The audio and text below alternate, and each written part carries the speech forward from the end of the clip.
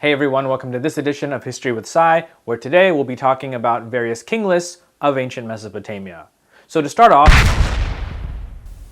no, not again. What the?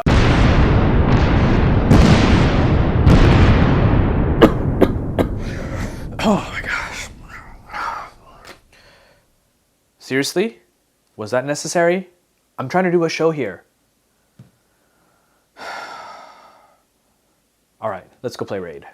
Sometimes in between reading history books and making videos, I need a bit of mindless fun. And that's when I start playing Raid, one of the most popular fantasy RPGs out there. For those of you not familiar with it, this game is incredible, with some amazing graphics and gameplay. One of the things I love doing as I progress through new levels is collecting champions along the way. At last count, Raid has over 500 champions that you can collect. So let's go ahead and open up shards. The one thing in this game is that no matter if you get a good one or a bad one, they're still useful. If they're good, you can level them up and use them. If bad, you can sacrifice them in order to level up your good champions. And the Raid team is constantly bringing out new champions. And here's some concept art for some of the ones that they're currently working on. Check out the details on these guys. You just don't see such quality in a mobile game. And you know what? It's all free to play. Go to the video description, click on the special link, and if you're a new player, you'll get 100,000 silver, 1 energy refill, 50 gems, and 1 free champion, Executioner. Pick your champions and play Raid today.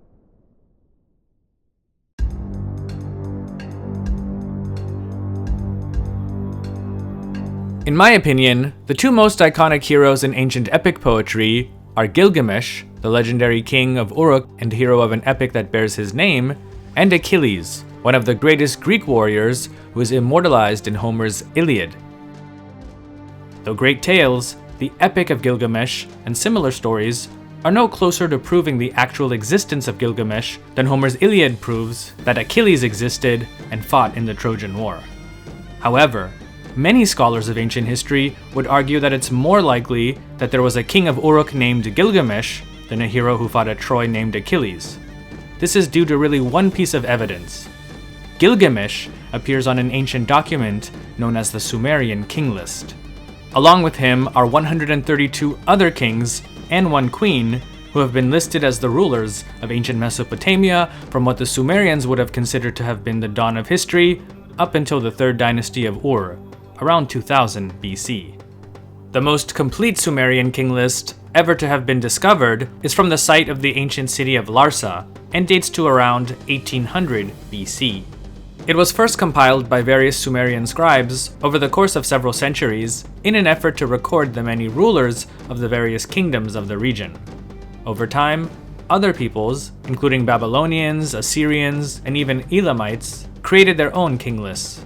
The scribes not only listed individual names, but also grouped them into ruling dynasties and stated the cities that they ruled from. The belief in those days was that the land was essentially united, but that different cities throughout its history, starting with Eridu and moving to other cities such as Uruk, Ur, Kish, Sippar, or Agade, just to name a few, eventually took over the mantle of kingship as decreed by heaven. In the poem, The Lament over Ur, Enlil, the greatest and most powerful of the gods, tells Nana, the god of the moon and patron deity of the city of Ur, the following. Ur was given kingship, but it was not given in eternal reign. From time immemorial, since the land was founded, until the people multiplied, who has ever seen a reign of kingship that would take precedence forever? The reign of kingship has been long indeed, but it had to exhaust itself.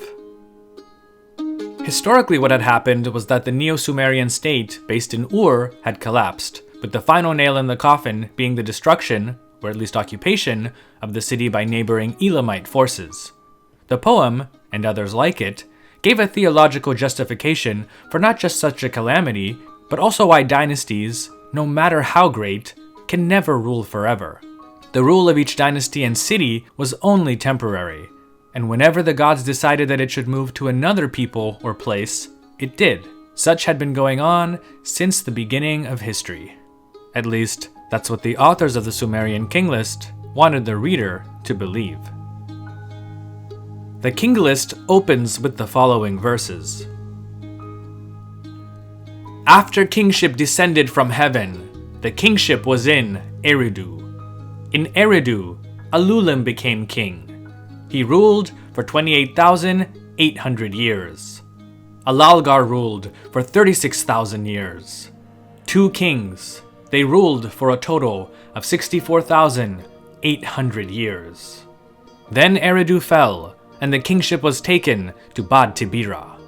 In Bad Tibira, Enmeluana ruled for 43,200 years. Enmingelana ruled for 28,800 years. Dumuzi, the shepherd, ruled for 36,000 years. In sum, 3 kings reigned for 108,000 years. Of course, the lengths of these reigns are humanly impossible, tens of thousands of years. And one of the so-called kings, Dumuzi, may have even been one of the Sumerian gods who ruled for a while. It's safe to say they're purely mythical figures. However, the further down the list we go, that is, the closer to our era, the more believable and possibly verifiable the list becomes. For example, the earliest ruler in the Sumerian King List, whose existence has been verified by archaeology, is Enmenbagarezi, a king of the city of Kish. The King List states, Enmenbagarezi, who destroyed Elam's weapons, became king. He ruled for 900 years. Aga, son of Enmenbagarezi, ruled for 625 years. Archaeologists have uncovered inscriptions of a ruler of Kish named Enmenbagarezi, who also had a son named Aga. In fact, he dedicated a temple in the holy city of Nippur. Though he didn't rule for 900 years, he did reign during the beginning of what we'd call the early dynastic period of Sumer, or roughly from 2900 to 2700 BC. Assuming that he's the same person, one might wonder why the scribes gave him a reign of 900 years. Honestly, we don't know, but I often think about it like this. Just like modern archaeologists and historians have to piece together the history of ancient Mesopotamia from incomplete and damaged texts, or in many cases, lack of such texts, the Sumerian scribes who put together the first king list most likely had the same problem. They probably had to also fill in the missing details with whatever little evidence they had come across, and ultimately used this to come to their own conclusions. It's possible that in the absence of any written documents, they simply relied on oral tradition, which in the case of Enmenbagarezi may have somehow in their collective memory been 900 years. We'll probably never know for sure how this and other numbers for extremely long reigns came about. As I mentioned earlier, Gilgamesh, the well-known hero of the epic poem that bears his name, the Epic of Gilgamesh, is listed as the 5th ruler of the first dynasty of Uruk. His passage in the text reads, Gilgamesh, whose father was an invisible being, the lord of Kulaba, ruled for 126 years. Ur-Nungal, the son of the divine Gilgamesh, ruled for 30 years. Like with other early kings, even those who may have been historical, we have a problem as to when Gilgamesh actually ruled. Scholars have placed his possible existence to anywhere between 2900 and 2500 BC. With Sumerian king lists, early political events are almost impossible to date, as there are many gaps and errors in the various versions, as well as a few contradictions.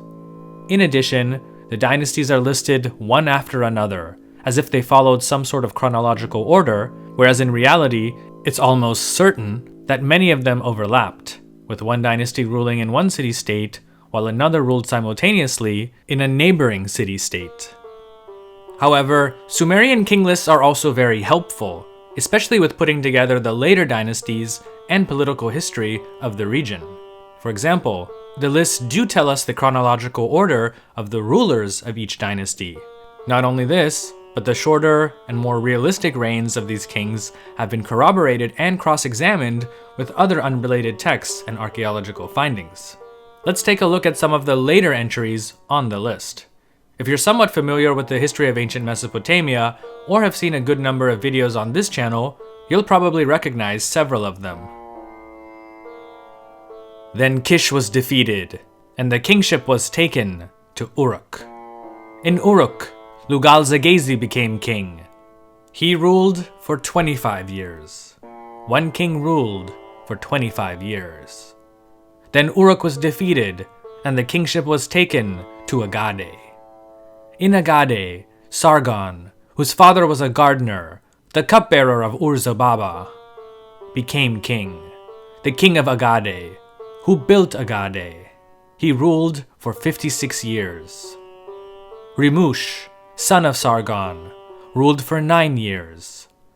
Manishtushu, the older brother of Rimush, son of Sargon, ruled for 15 years.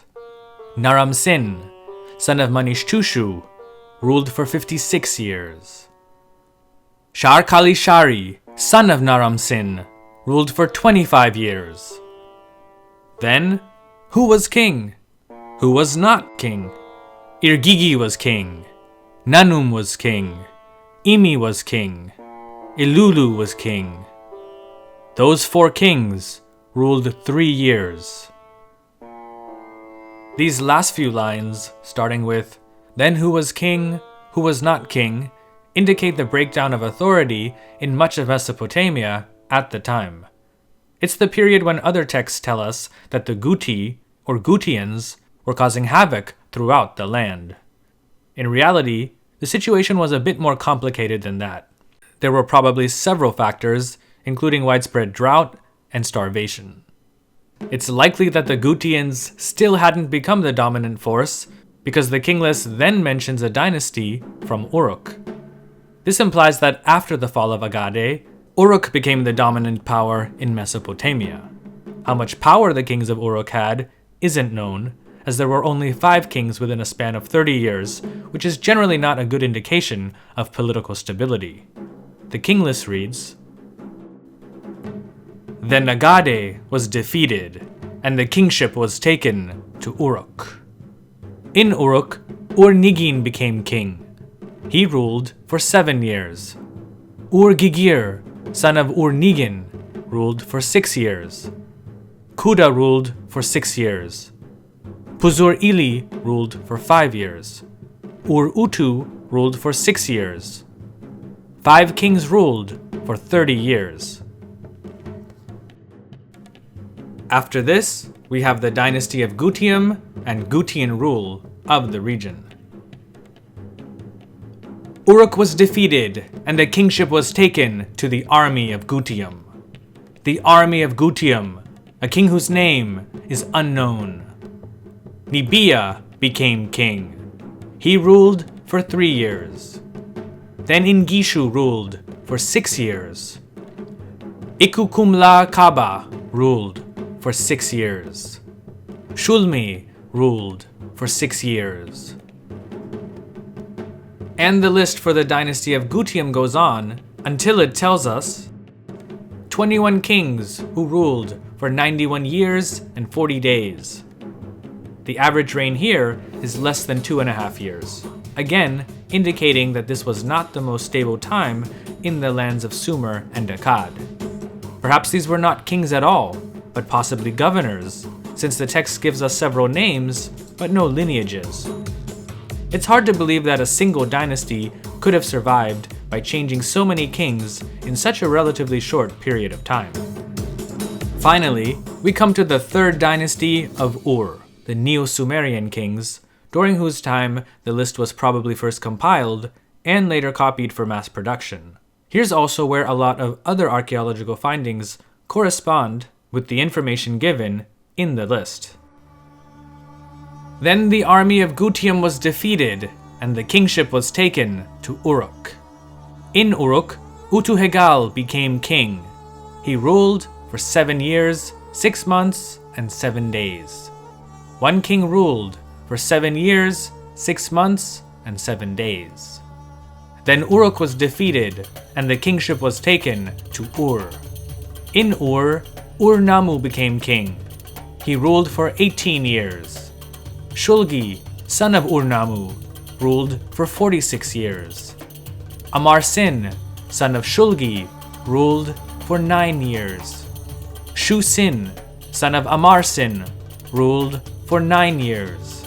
Ibi-Sin, son of Shush-Sin, ruled for 24 years.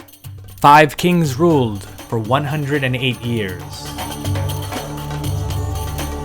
So like many of us today, the peoples of ancient Mesopotamia, the Sumerians, Akkadians, Assyrians, and others, all took pains to record their early history as accurately as they possibly could, with the exception perhaps of the earliest dynasties, which in all honesty, they wouldn't have been able to have verified anyway. So I hope that you learned a bit about the Sumerian King List and perhaps why it's important, or at least valuable, when studying the history of ancient Mesopotamia. Thanks so much for stopping by. I really appreciate it. I hope that you enjoyed this and learned something, and if you did, please don't hesitate to hit that like button because it helps the channel out a lot. Also check out the History with Sai podcast and follow the channel on Instagram, Facebook, and Twitter. Thanks again, and stay safe.